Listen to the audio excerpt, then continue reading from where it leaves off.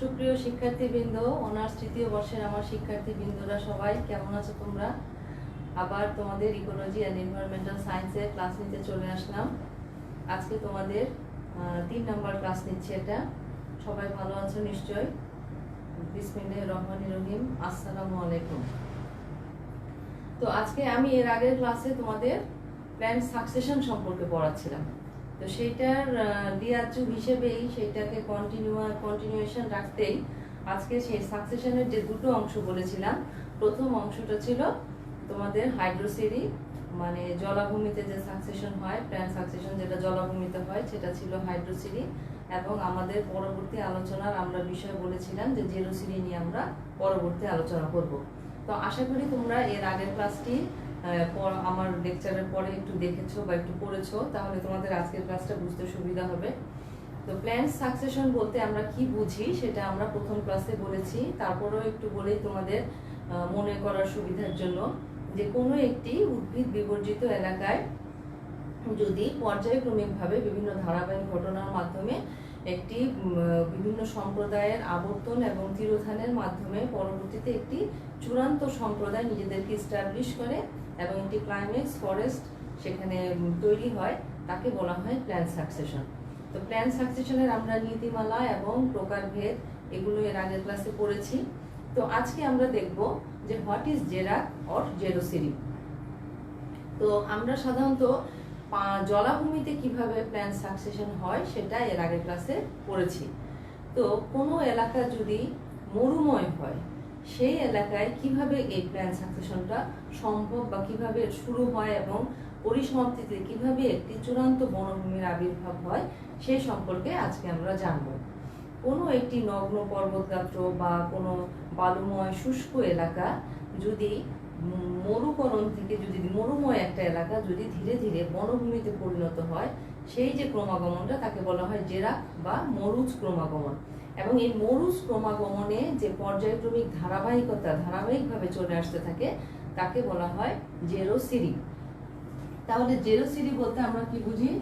জেরোসিরি হচ্ছে কোনো একটি বালুময় এলাকা বা মরুময় এলাকা পর্যায়ক্রমিক বিভিন্ন ধারাবাহিক ক্রিয়া বিক্রিয়ার মাধ্যমে এবং বিভিন্ন জীব গোষ্ঠীর, বিশেষ করে উদ্ভিদ গোষ্ঠীর আবির্ভাব এবং তিরোধানের মাধ্যমে যদি একটি চূড়ান্ত ক্লাইম্যাক্স ফরেস্টে পরিণত হয়, তখন তাকে বলা হয় যে ধাপগুলো, এই ধাপের সমন্বয়ে এই প্রক্রিয়াটাকে বলা হয় জেরোসিরি।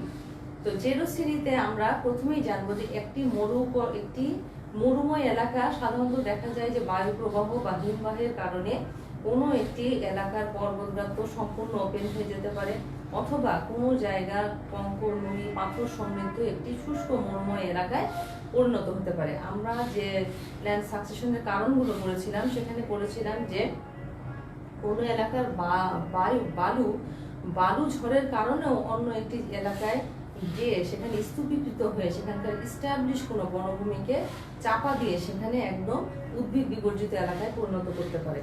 আবার হিমবাহের প্রভাবের কারণেও অনেক সময় এরকম উদ্ভিদ বিবর্জিত এলাকায় পরিণত হয় এবং সেই পর্বতগাত্রটা দেখা যায় যে টোটালি একটা ওপেন সানলাইটে ওপেন একটা ড্রাই শুষ্ক এলাকায় পরিণত হয়, যেখানে কোনো উদ্ভিদ থাকে না। তো এই ধরনের উদ্ভিদ বিবর্জিত এলাকায় যে সাকসেশনটা হয় সেটাকে আমরা বলছি জেরোসিরি। এখন আমি যেহেতু বললাম যে এটি একটি মরুময় এলাকা, তা থেকে তোমরা বুঝতে পারছো যে এখানে সানলাইটটা খুব প্রখরভাবে পড়ে এবং এই পাথরের গায়ে সানলাইট সরাসরি পড়ে।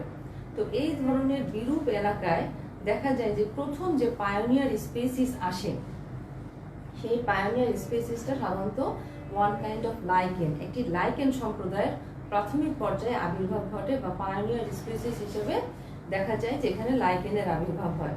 তো তার আমরা প্রথম স্টেজের নামটা হচ্ছে প্লাস্টোজ লাইকেন স্টেজ।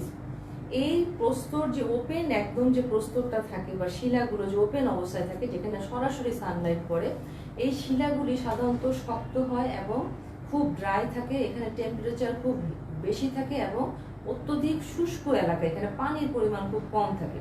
তো এইরকম এলাকায় সাধারণত প্লাস্টোজ লাইকেনের স্পোর বা স্পোরোডিয়াম গুলা যখন এসে পড়ে তখন তারা সেখানে নিজেদেরকে এস্টাবলিশ করে এবং তারা সেই শুষ্ক এলাকারই বাতাসে যে সামান্য পরিমাণ পানি পায়, সেই পাথরের গায়ে যে সামান্য পরিমাণ হিউমিডিটি পায় সেটাকে এবং সেই পাথর থেকে কিছু পুষ্টি উপাদান সংগ্রহ করে তারা নিজেকে প্রতিষ্ঠিত করে এবং সেখানে বংশ বিস্তার করতে থাকে।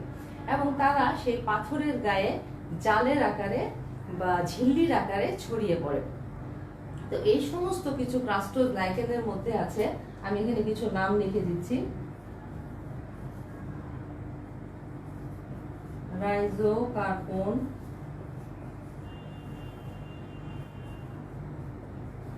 রাইনোডিনা,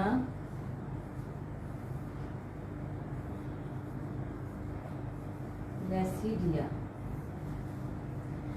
এই যে এই ধরনের কিছু ক্রাস্টোজ লাইকেন সেখানে নিজেকে প্রতিষ্ঠিত করে। এখন এই সমস্ত লাইকেনের শরীর থেকে এক ধরনের অ্যাসিড উৎপন্ন হয়, সেই অ্যাসিডটা হচ্ছে কার্বনিক অ্যাসিড H2CH3। এখানে এক ধরনের অ্যাসিড উৎপন্ন হয়, অ্যাসিডটা হচ্ছে কার্বনিক অ্যাসিড। এই অ্যাসিড যে প্রস্তর গাত্রে এই লাইকেনটা জন্মেছে এবং প্রস্তরের উপরে জালের মতো ছড়িয়ে থাকে, তাকে সেই প্রস্তরের গাত্রে ক্ষয়, ফাটল এবং সেখানে ছোট ছোট পাথরের টুকরা তৈরি করার মতো একটা পরিবেশের সৃষ্টি করতে চায়, মানে সেই পাথরটাকে সে ভেঙে ফেলতে চায়, ক্ষয় এবং ফাটলের সৃষ্টি করে। তো একসময় এই লাইকেনের একটি জীবনী কাল আছে, তারা একসময় মারা যায় এবং মারা যেয়ে কিছু পরিমাণ হিউমাস সমৃদ্ধ করে সেই মাটির মধ্যে সেই পাথরের উপরে মাটি না সেই পাথরের উপরে সে কিছু হিউমাস তৈরি করতে পারে এবং সে পাথরের উপরে একটি মাটির ছোট পাতলা একটি স্তরের সৃষ্টি করে, হালকা পাতলা একটি স্তরের সৃষ্টি করে। এরপরে এই মাটির স্তর সৃষ্টি হওয়ার পরে এখানে 2 নাম্বার ধাপে আসে ফলিয়েজ লাইকেন স্টেজ। এই ফলিয়েজ লাইকেনের মধ্যে কিছু উদাহরণ হচ্ছে ডার্মাটোকার্পন, আম্বিলিক্যারিয়া, পারমেলিয়া। এই সবগুলো হচ্ছে বিভিন্ন ধরনের ফলিয়েজ লাইকেন। এখন ফলিয়েজ লাইকেনের শরীরটা একটা থ্যালাসের মতো। যখন এর আগের স্টেজে মাটিতে হিউমাস সমৃদ্ধ হয়ে প্রস্তরের উপর সামান্য মাটির লেয়ার তৈরি হয়ে যায়, তখন সেই পরিবেশটা ক্রাস্টোজ লাইকেনের প্রতিকূলে চলে যায় এবং ফলিয়েজ লাইকেনের অনুকূলে চলে আসে। ফলিয়েজ লাইকেন হচ্ছে অনেকটা থ্যালাস আকৃতির, সে এই পাথর সমৃদ্ধ যে পাহাড় গাত্র বা মরুময় যে এলাকা, সে পাথরের উপরে সে প্রথমে পাতার মতো নিজেকে ছড়িয়ে দেবে, পাথরের উপর পৃষ্ঠকে ঢেকে ফেলে। এই ঢেকে ফেলার ফলে ক্রাস্টোজ লাইকেনের উপরে সরাসরি আর কোনো সানলাইট পড়তে পারে না। ফলে ফলিয়েজ লাইকেনের এই আধিপত্য বিস্তারের কারণে ক্রাস্টোজ লাইকেন এদের নিচে চাপা পড়ে মারা যায়।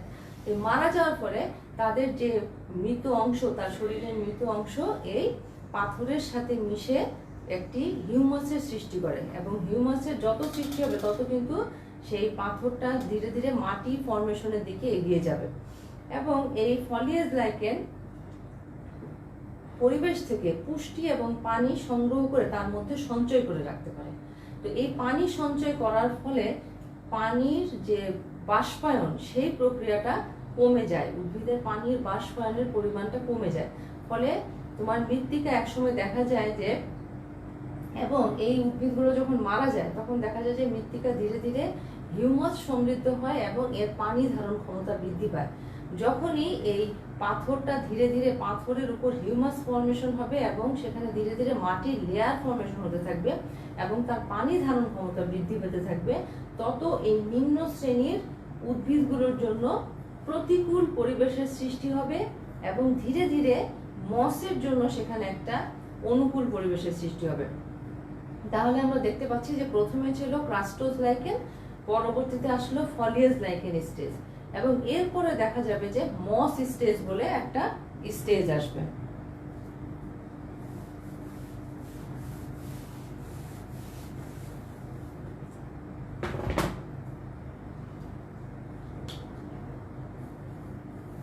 তিন নম্বরে হচ্ছে মস স্টেজ।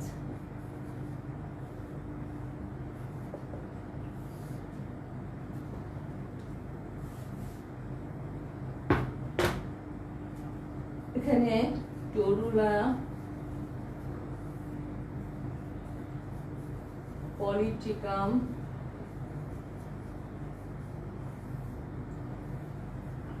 গ্রিমিয়া, এই ধরনের মস উদ্ভিদগুলো জন্মায়। তো এই ধরনের মস উদ্ভিদগুলো আবার দেখা যায় যে এরা রাইজয়েড ফর্মেশন করে, মূলের পরিবর্তে এদের রাইজয়েড ফর্মেশন হয়। এখন এই রাইজয়েড ফর্মেশন হওয়ার পরে এই মস উদ্ভিদগুলো জন্মানোর ফলে এই মস উদ্ভিদগুলো যে ফলিয়েজ লাইকেন ছিল তার উপরে একটা ছায়ার সৃষ্টি করে, ফলে ফলিয়েজ লাইকেনগুলো ঠিক মতো সানলাইট না পেয়ে তারা একসময় মারা যায়।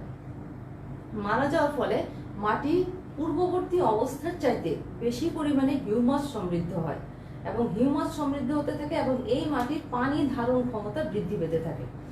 এবং এই মস উদ্ভিদগুলো যেহেতু বললাম রাইজয়েড আছে, এই রাইজয়েড এই হিউমাস সমৃদ্ধ যে মাটি ফর্মেশন হচ্ছে তাকে ভেদ করে সেই প্রস্তরযুক্ত এলাকার গভীরের দিকে পৌঁছাতে থাকে। তাহলে ধীরে ধীরে এই প্রস্তরের উপরের যে লেয়ারটা সেটা ধীরে ধীরে প্রস্তর থেকে মাটি ফর্মেশনের দিকে অগ্রসর হচ্ছে এবং এই রাইজয়েড অংশটা ওই প্রস্তর গাত্র ভেদ করে আরো ভিতরের দিকে যাচ্ছে, ফলে এই ক্ষয় এবং ফাটলের পরিমাণ তারও সেখানে বৃদ্ধি পেতে থাকবে। এবং এক সময় এই মস উদ্ভিদগুলো তাদের নির্দিষ্ট আয়ুষ্কাল শেষ হওয়ার পরে তারা মারা যাবে। মারা যাওয়ার ফলে এই হিউজ পরিমাণ মস সেখানে মারা যাওয়ার পরে সেখানে এই মাটি আরো অধিক পরিমাণে পানি ধারণ ক্ষমতা সম্পন্ন হবে। যখনই সেখানে ড্রাইনেসটা কমে আসতে থাকবে এবং পানি ধারণের তার ক্ষমতা বৃদ্ধি পেতে থাকবে, তখন সেখানে এই মস উদ্ভিদের জন্য প্রতিকূল পরিবেশের একটা আবির্ভাব হবে বা প্রতিকূল পরিবেশ সৃষ্টি হবে। তখন সেখানে আরেক দল উদ্ভিদ এসে সেখানে ডমিনেট করতে চেষ্টা করবে। সেই দলকে আমরা বলতে পারি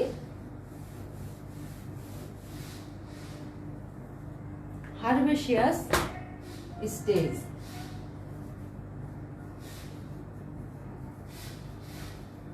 হারবেসিয়াস স্টেজ বিরুৎ জাতীয় কিছু উদ্ভিদের সেখানে আবির্ভাব ঘটবে। বিরুৎ জাতীয় উদ্ভিদগুলো কি? যেমন সাইনোডন, ক্রোটন, ইক্লিপ্টা,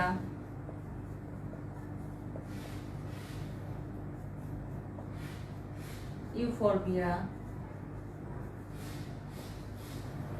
এই ধরনের বিরুৎ জাতীয় উদ্ভিদগুলোর আবির্ভাব ঘটবে। এই বিরুৎ জাতীয় উদ্ভিদগুলোর কিছু আছে বর্ষজীবী, আবার কিছু আছে বহু বর্ষজীবী। এই উদ্ভিদগুলো যখন আবির্ভাব হবে তখন তারা পূর্ববর্তী যে মস উদ্ভিদের যে গ্রুপটা ছিল তার উপরে আধিপত্য বিস্তার করবে, তাদেরকে তাদের ছায়া দ্বারা ঢেকে ফেলবে এই যে এই উদ্ভিদগুলো। ফলে মস উদ্ভিদগুলো প্রয়োজনীয় আলো বাতাস না পেয়ে তারা একসময় মারা যাবে এবং এই উদ্ভিদগুলোর শিকড় ওই মাটির লেয়ারকে ভেদ করে সেই বালুময় স্তর বা প্রস্তর স্তরের আরো গভীরে প্রবেশ করে এই ক্ষয় এবং ফাটলের পরিমাণটাকে বাড়াবে এবং যখন বাড়িয়ে ফেলবে এবং এরা মারা যাবে তখন ওই এলাকার মাটির পরিমাণ হিউমাস সমৃদ্ধ হয়ে অধিকতর পুরু হবে এবং তার পানি ধারণ ক্ষমতা আরো বৃদ্ধি পাবে।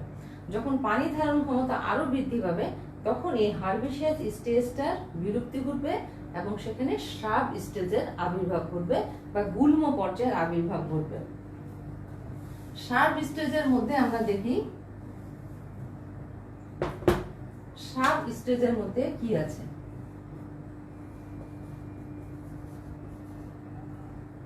শ্রাব স্টেজে দেখা যায় ক্যাসিয়া,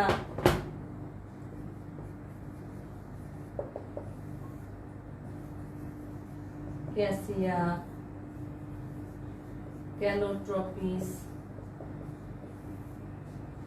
জিজাইপাস, এরকম মরুময় পরিবেশে জন্মাতে পারে এমন কিছু বিরুৎ উদ্ভিদ এখানে, গুল্ম উদ্ভিদ এখানে জন্মাবে। যারা মরুময় শুষ্ক পরিবেশে জন্মাতে পারে এমন কিছু গুল্ম উদ্ভিদ এখানে জন্মাবে এবং এদের নির্দিষ্ট যে লাইফ সাইকেল সেটা কমপ্লিট করার পরে তারা সেখানে মারা যাবে এবং পরিবেশে শুষ্কতা তখন ধীরে ধীরে কমে আসবে এবং এখানে মাটির পানি ধারণ ক্ষমতা পূর্ববর্তী অবস্থার চাইতে আরো বৃদ্ধি পাবে। মাটি হিউমাস সমৃদ্ধ হবে এবং বেশ পুরু স্তরের সৃষ্টি করবে। এবং ধীরে ধীরে এই স্টেজটা আরো কন্টিনিউয়েশন হবে এবং এইটা বেশ একটি সময় সাপেক্ষ স্টেজ। এই স্টেজের মাধ্যমে মাটি অধিকাংশ ফরমেশন হয়ে যাবে এবং এর পানি ধারণ ক্ষমতা এমন স্টেজে আসবে যখন সেখানে শুষ্ক পরিবেশে জন্মাতে পারে এমন কিছু ছোট আকৃতির বৃক্ষ জন্মগ্রহণ করবে। এবং সেই স্টেজে যখন ছোট আকৃতির বৃক্ষ জন্মগ্রহণ করবে তখন সেখানে আমরা আর সেটাকে সাব স্টেজ নাম দিব না, তখন সেটাকে বলা হবে ক্লাইম্যাক্স ফরেস্ট স্টেজের দিকে সেটা এগিয়ে যাবে।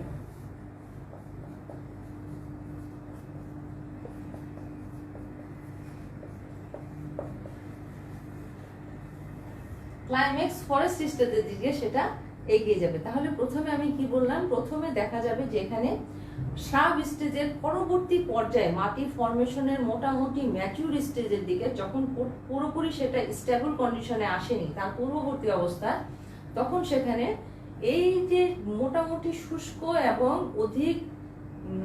অধিক হারে যে শুষ্কতাটা ছিল সেটা কমে এসছে, এইরকম পরিবেশে জন্মাতে পারে এমন কিছু ছোট আকৃতির বৃক্ষ সেখানে জন্মগ্রহণ করবে।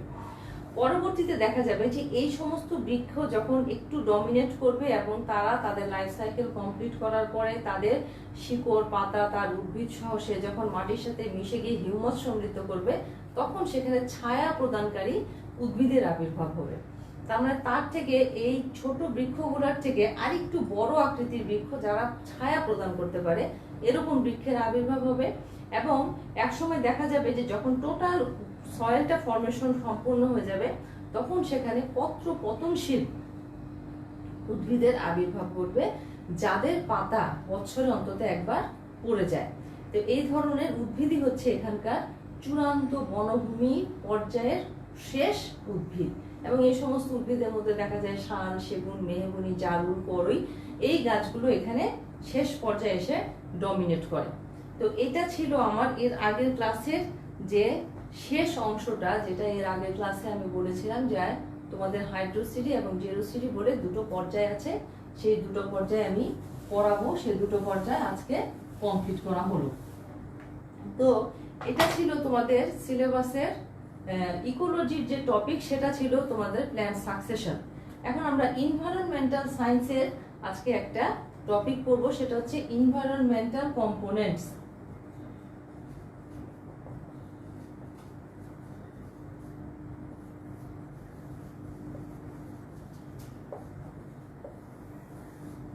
পরিবেশের যে উপাদানগুলো, খুবই মজার এখানে পরিবেশের যে উপাদানগুলো আছে। এবং তোমরা এটা মনে রাখতে চাইলে আমার লেকচারের সাথে সাথেই তোমরা ইচ্ছা করলে এই পুরো জিনিসটা আয়ত্ত করে মনে রাখতে পারো।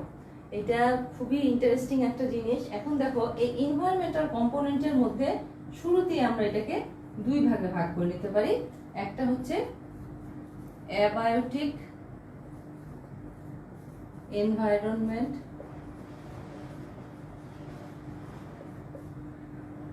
আরেকটা হচ্ছে বায়োটিক এনভায়রনমেন্ট। তাহলে আমরা দেখলাম একটা হচ্ছে অজৈব পরিবেশ, আরেকটা হচ্ছে জৈব পরিবেশ। তাহলে আমরা বুঝতেই পারছি যে অজৈব পরিবেশ সাধারণত অজৈব উপাদানগুলো নিয়েই তৈরি হবে এবং জৈব পরিবেশ সাধারণত জৈব উপাদানগুলো নিয়েই তৈরি হবে। তো আসলে এর আগের ক্লাসে আমি যেদিন ইন্ট্রোডাক্টরি ক্লাসটা নিয়েছিলাম সেদিনই কিন্তু তোমাদের বলেছিলাম যে এনভায়রনমেন্ট বলতে আসলে কি বোঝায়।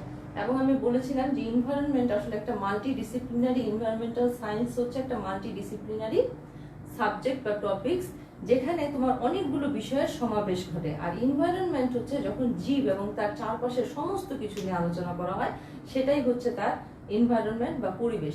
এখন এই পরিবেশের মধ্যে আমরা দেখতে পাচ্ছি দুই ধরনের পরিবেশ, একটা হচ্ছে অ্যাবায়োটিক এনভায়রনমেন্ট আর একটা হচ্ছে বায়োটিক এনভায়রনমেন্ট। তাহলে অজৈব যা কিছু আছে যেমন আলো, বাতাস, মাটি, পানি, আর্দ্রতা, সবকিছু হচ্ছে অ্যাবায়োটিক এনভায়রনমেন্টের অংশ। আর বায়োটিক এনভায়রনমেন্টের মধ্যে আছে any kinds of living organism, যত ধরনের জীবিত জীব আছে।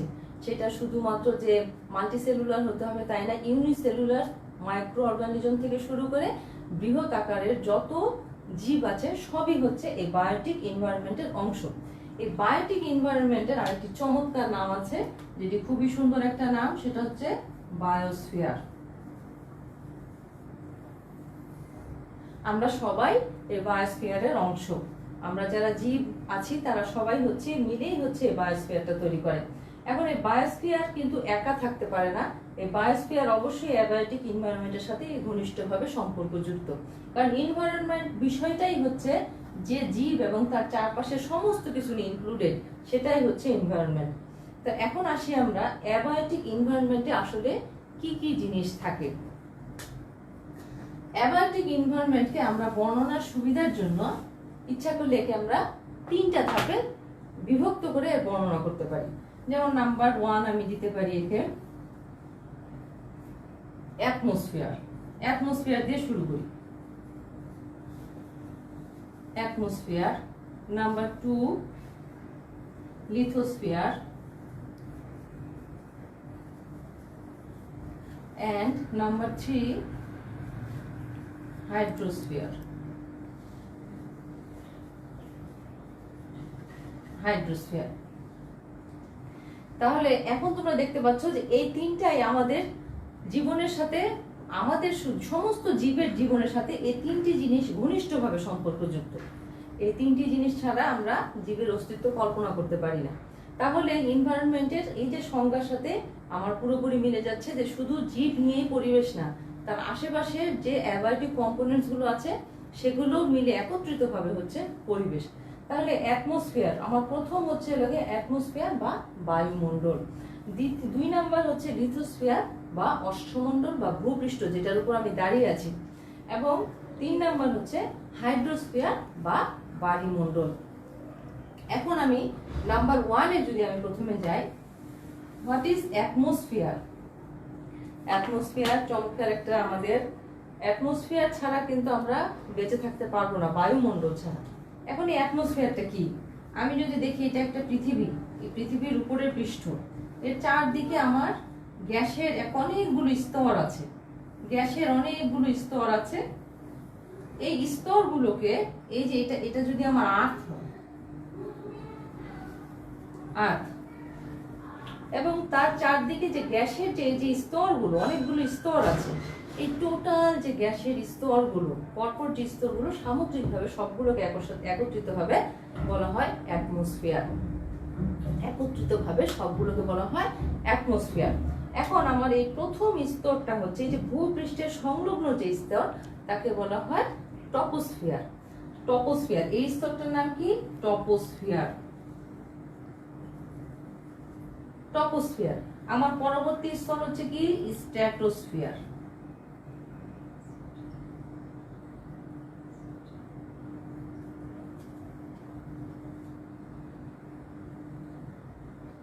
আমার পরবর্তী স্তর হচ্ছে স্ট্র্যাটোস্ফিয়ার।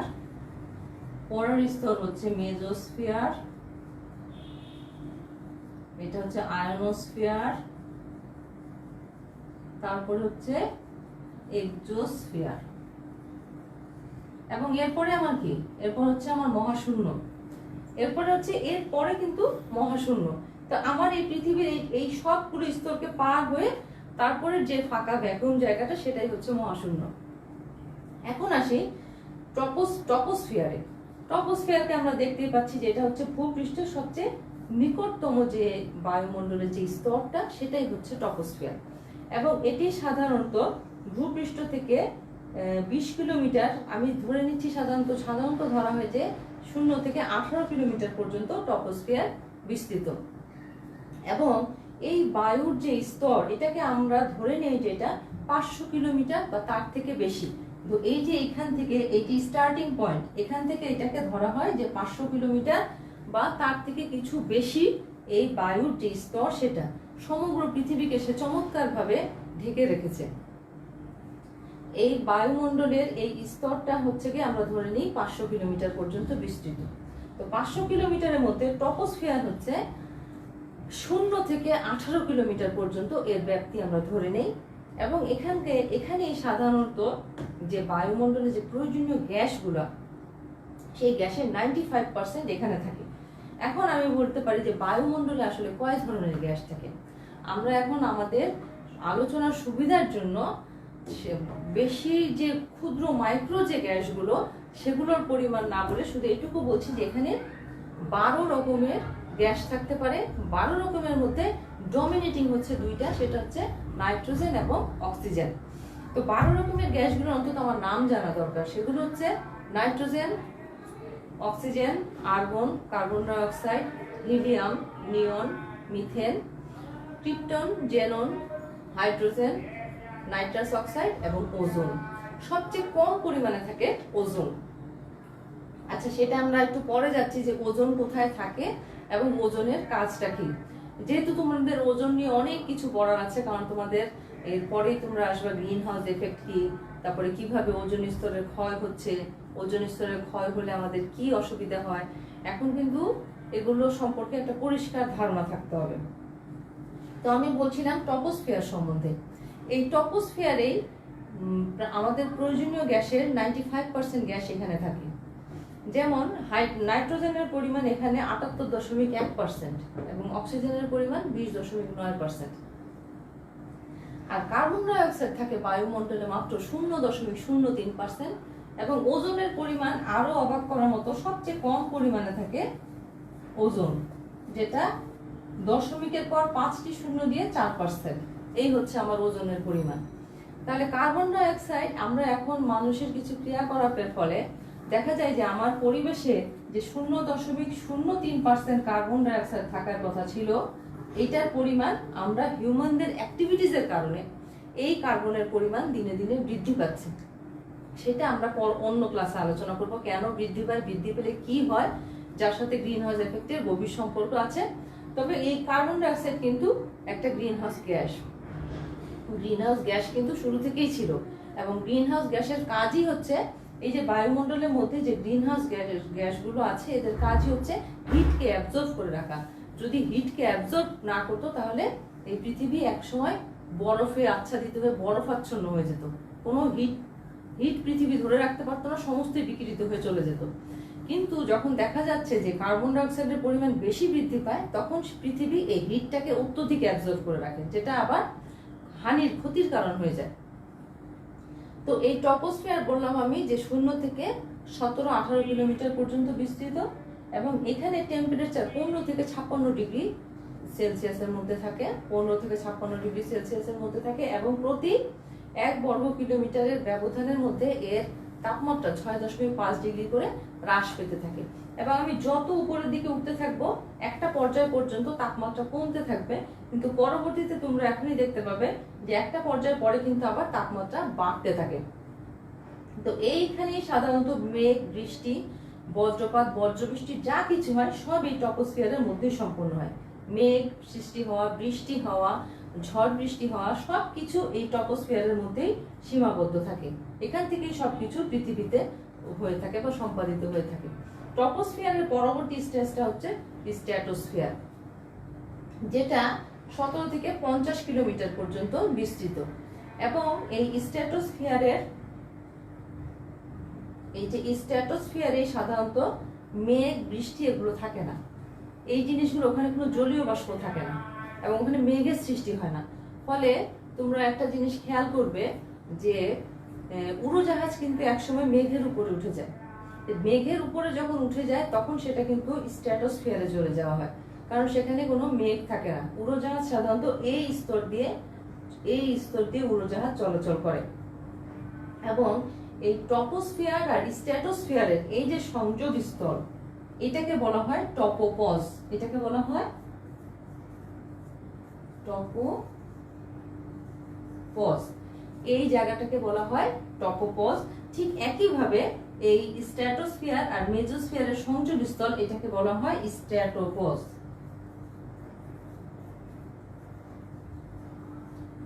স্ট্র্যাটোপজ, এই স্তরটাকে বলা হয় স্ট্র্যাটোপজ। তো এখান থেকে আবার যখন এখানে আমি বললাম যে এখানে সাধারণত উড়োজাহাজ চলাচল করে, এরপর আছে মেজোস্ফিয়ার। মেজোস্ফিয়ার এবং স্ট্র্যাটোস্ফিয়ারে সাধারণত ওজনের স্তর থাকে। স্ট্র্যাটোস্ফিয়ারে ওজন যে আমরা ওজন গ্যাসের কথা বললাম সেটা থাকে স্ট্র্যাটোস্ফিয়ারে, এখানেই থাকে ওজনের স্তর।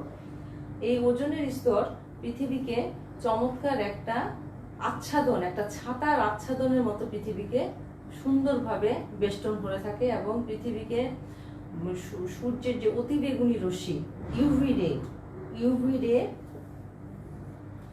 ইউভি রে, আলট্রাভায়োলেট রে, ইনফ্রারেড, এই সমস্ত ক্ষতিকর রশ্মির হাত থেকে পৃথিবীর সমস্ত জীবকুলকে রক্ষা করে এই ওজোন স্তর। তাহলে আমি কি বললাম, যে এই স্তরটাতে থাকে হচ্ছে ওজোন। ওজোন হচ্ছে অক্সিজেনের সাথে একটা জায়মান অক্সিজেন পরমাণু যুক্ত হয়ে, এটা অক্সিজেনের সাথে একটা জায়মান অক্সিজেন যুক্ত হয়ে ওজোন তৈরি করে, এবং ওজোন কিন্তু খুব দ্রুত ভেঙে এই রিভার্স বিক্রিয়াটা তৈরি করতে পারে। এইভাবেই ওজোন স্তর ক্ষয়প্রাপ্ত হয়। আচ্ছা, সেইটা আমরা পরে দেখবো, কিন্তু শুধু এইটুকু জেনে রাখো, অক্সিজেনের সাথে একটা জায়মান অক্সিজেন যুক্ত হয়ে ওজোন গ্যাস তৈরি করে, এবং ওজোন আবার খুব দ্রুত রিভার্স এই বিক্রিয়াটাও করতে পারে। তো এই কারণে ওজোন গ্যাসের ক্ষয় হয়। এরপরে হচ্ছে মেজোস্ফিয়ার।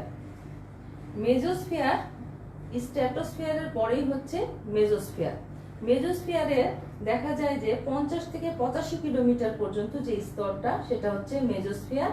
এখানে তেমন কোনো উল্লেখযোগ্য গ্যাস থাকে না। এরপরে হচ্ছে আয়নোস্ফিয়ার। আয়নোস্ফিয়ার দেখা যায় যে 85 থেকে প্রায় 300 কিলোমিটার পর্যন্ত এই আয়নোস্ফিয়ার স্তরটা বিস্তৃত।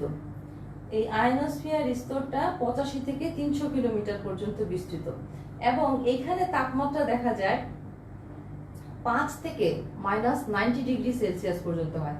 মেজোস্ফিয়ারের তাপমাত্রা 5 থেকে -90 ডিগ্রি পর্যন্ত হতে পারে। তাহলে আমি কি বললাম, যে মেজোস্ফিয়ারের টেম্পারেচার 5 থেকে -90 ডিগ্রি পর্যন্ত হতে পারে, যেটা পৃথিবীর ক্ষেত্রে নিম্ন তাপমাত্রা, ওই বায়ুমণ্ডলের ক্ষেত্রে সর্বনিম্ন তাপমাত্রাটা দেখা যায় এই মেজোস্ফিয়ারে -90 ডিগ্রি সেলসিয়াস পর্যন্ত। তাহলে একসময় কিন্তু আমরা দেখি যে পর্বত আরোহণ করতে গেলে আমাদের খুব শ্বাসকষ্ট হয়। এর কারণটা হচ্ছে, আমি যখনই ভূপৃষ্ঠ থেকে উপরের দিকে উঠতে থাকি, তখনই আমার বায়ুর চাপ কমতে থাকে, অক্সিজেনের পরিমাণ কমতে থাকে, এবং টেম্পারেচার ফল করতে থাকে। ফলে হয় কি, আমাদের শ্বাসকষ্ট হয়, কারণ যেহেতু অক্সিজেনের ঘনত্ব কমে আসে, তখন এই উপরের দিকে উঠতে থাকলে ব্রিদিং প্রবলেম বা শ্বাসকষ্ট হতে থাকে। এখন আসো, এই মেজোস্ফিয়ারের পরে হচ্ছে আয়নোস্ফিয়ার। আয়নোস্ফিয়ার আমি যেটা বললাম, যে 300 থেকে 300 কিলোমিটার পর্যন্ত এটা বিস্তৃত। 90 থেকে 300 কিলোমিটার পর্যন্ত আয়নোস্ফিয়ার বিস্তৃত, এবং এখানে অক্সিজেন এবং নাইট্রাস অক্সাইডের কিছু রাসায়নিক বিক্রিয়া হয়। সেটা কিভাবে হয়, এখানে সূর্য থেকে যে ইউভি রে এবং কসমিক রে যেগুলো আসে, সেগুলো তাদের মধ্যে কিছু আয়নিক বিক্রিয়া ঘটায়। ফলে অক্সিজেন এবং নাইট্রাস অক্সাইড তাদের আয়নিক ফর্মে চলে যায়। আয়নিক ফর্মে চলে যাওয়ার জন্য এই আয়নোস্ফিয়ারের এই ধরনের নামকরণ করা হয়েছে, যে আয়নোস্ফিয়ার। এখানে সাধারণত বেতার তরঙ্গ এই অঞ্চলের মাধ্যমে চলাচল করে। আমরা যে বলি বেতার তরঙ্গ চলাচল করে, সেটা চলাচল করে এই আয়নোস্ফিয়ারের মধ্য দিয়ে।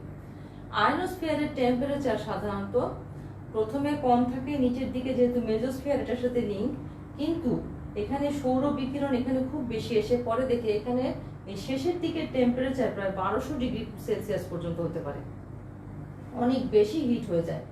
এবং এরপরে হচ্ছে এক্সোস্ফিয়ার। এক্সোস্ফিয়ার সাধারণত 300 থেকে 500 কিলোমিটার পর্যন্ত হচ্ছে গিয়ে এক্সোস্ফিয়ার, এবং এখানকার তাপমাত্রা 1200 চাইতেও বেশি, বিকিরণ অনেক বেশি। এবং এরপরে হচ্ছে মহাশূন্য, যেটা বলেছিলাম যে এরপরে হচ্ছে একদম মহাশূন্য বা স্পেস। তো এই তো গেল আমার অ্যাটমসফিয়ার সম্বন্ধে ধারণা, যে অ্যাটমসফিয়ার জিনিসটা কি, অ্যাটমসফিয়ারের উপাদানগুলো কি কি, সেটা হচ্ছে আমার অ্যাটমসফিয়ার সম্বন্ধে একটা ধারণা গেল। এখন আমরা এখানে অল্প কথায় বলতে পারি যে অ্যাটমসফিয়ার আমাদের কি কাজে লাগে।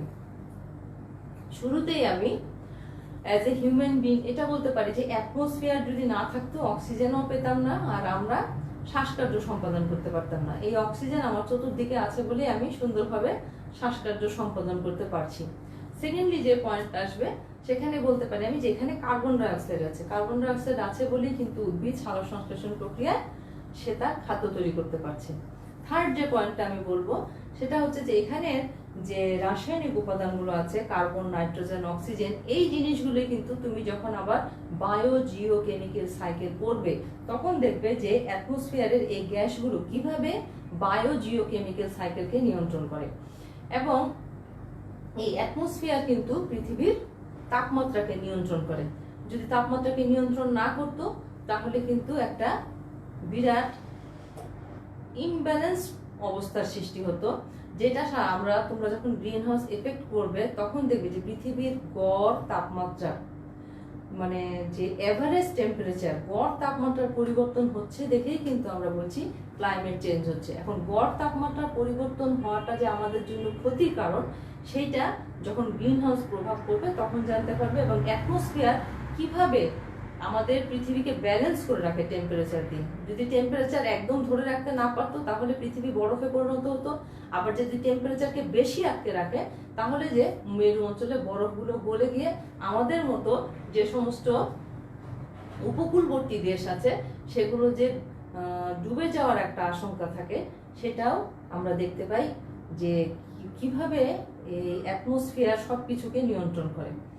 এখন আসো অ্যাটমসফিয়ারের পরে আমি অ্যাবায়োটিক এনভায়রনমেন্টের মধ্যে যে নেক্সট পয়েন্ট সেটা ছিল লিথোস্ফিয়ার বা অশ্বমণ্ডল। লিথোস্ফিয়ার বা অশ্বমণ্ডল।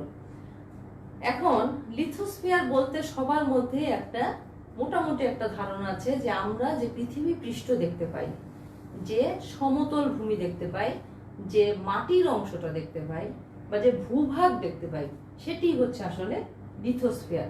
কিন্তু লিথোস্ফিয়ারের কিছু ব্যাপ্তিতি আছে, সেটা ভূ অভ্যন্তরেও সেটা কতটুকু পর্যন্ত লিথোস্ফিয়ার সেটা আসলে আমাদের একটু জানা দরকার।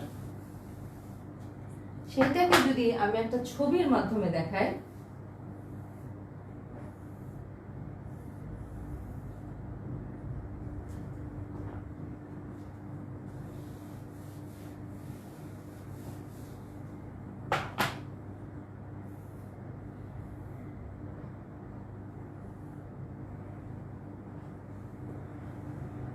এটাকে যদি একটা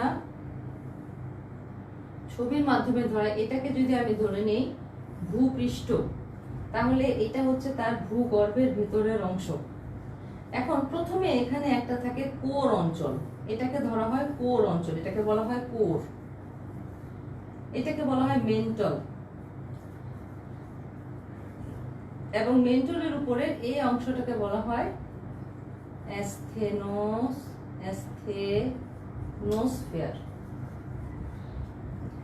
এখন আমার লিথোস্ফিয়ার হচ্ছে এই উপরের অংশ থেকে এই অ্যাসথেনোস্ফিয়ার পর্যন্ত যে অংশটা, এইটুকু অংশ হচ্ছে আমার লিথোস্ফিয়ার। এইটুকু কিন্তু লিথোস্ফিয়ারের মধ্যে আসে না। তো এই কোর অঞ্চলে কি থাকে? এই কোর অঞ্চলে এখানে একটা হচ্ছে সলিড কোর থাকে, একটা থাকে হচ্ছে লিকুইড কোর। এই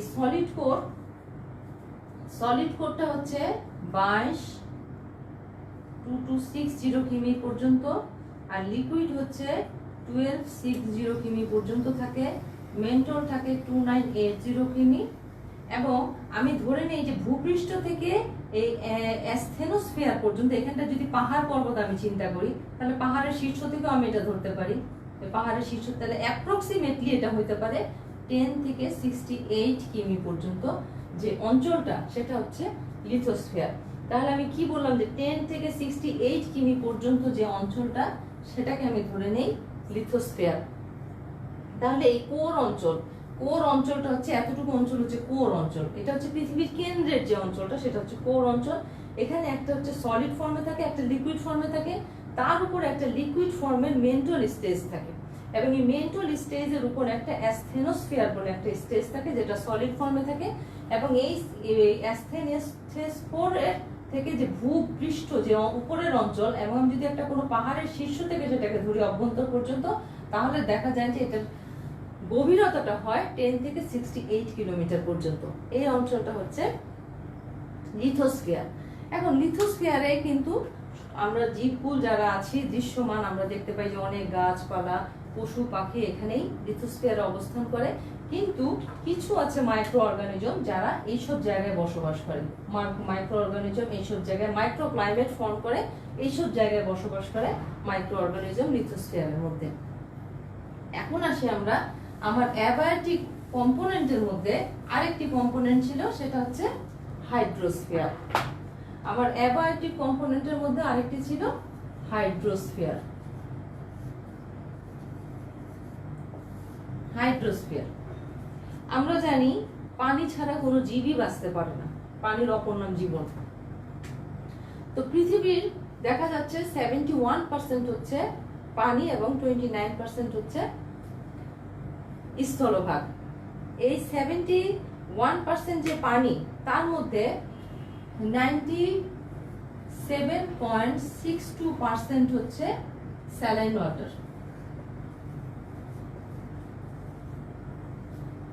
স্যালাইন ওয়াটার এবং 2.38% হচ্ছে ফ্রেশ ওয়াটার।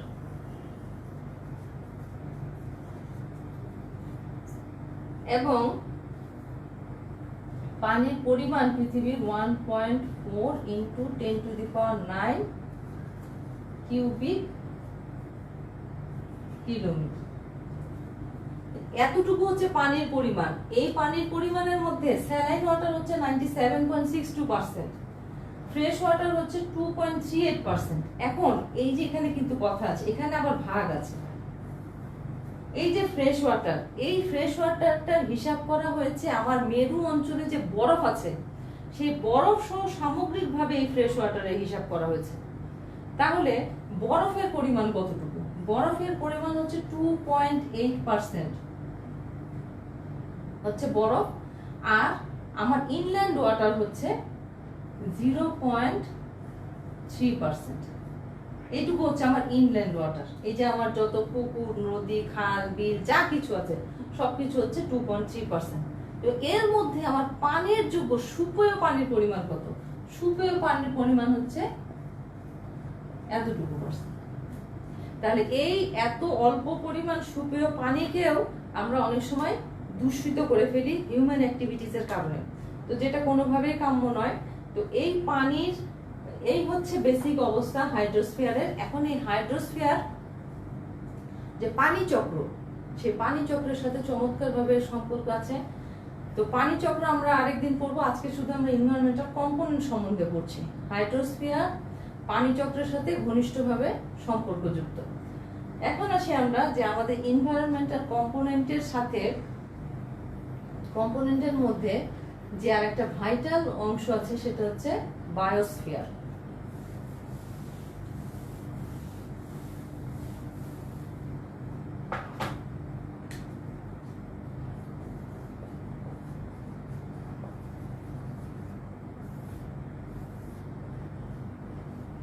বায়োস্ফিয়ার, আমি যদি একটা পৃথিবীকে আঁকার চেষ্টা করি, মনে করি এটা এর কোর, পৃথিবীর কোর অঞ্চল এটা, তার চারপাশে তার মেন্টল, পৃথিবীর অভ্যন্তর ভাগ। এখন এটা হচ্ছে তার ভূপৃষ্ঠ। ভূপৃষ্ঠের এখানে পাহাড় পর্বত আছে, পৃথিবীতে পাহাড় পর্বত আছে, এখানে তার পানি আছে, ওয়াটার আছে, এবং এর তার চারপাশে তার অ্যাটমসফিয়ার। তাহলে এটা হচ্ছে অ্যাটমসফিয়ার। অ্যাটমসফিয়ার এখানে হচ্ছে, এটা হচ্ছে lithosphere.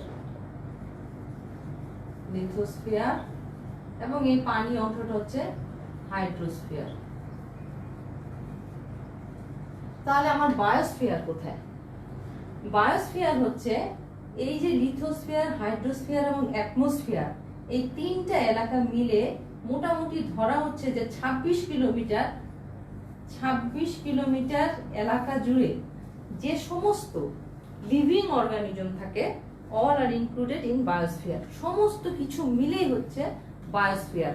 Not only multicellular organism, সেখানে শুধুমাত্র বহুকোষী যে বড় আকৃতির জীব থাকবে তা নয়, এর মধ্যে এর অভ্যন্তরে এবং বায়ুমণ্ডলের উপরের দিকে যে সমস্ত এককোষী ভাইরাস, ব্যাকটেরিয়া, অণুজীব, ছত্রাক বা ফাঙ্গাল, স্পোর, এগুলো যেগুলো আছে সবকিছু নিয়েই বায়োস্ফিয়ার।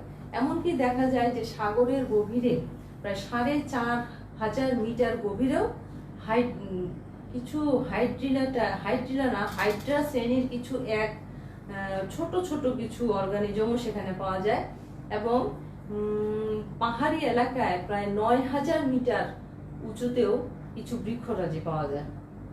তাহলে এই সবগুলোই হচ্ছে বায়োস্ফিয়ারের অন্তর্ভুক্ত। এখন এই পৃথিবীর সমগ্র পৃথিবীর পরিবেশ সব জায়গায় একরকম নয়।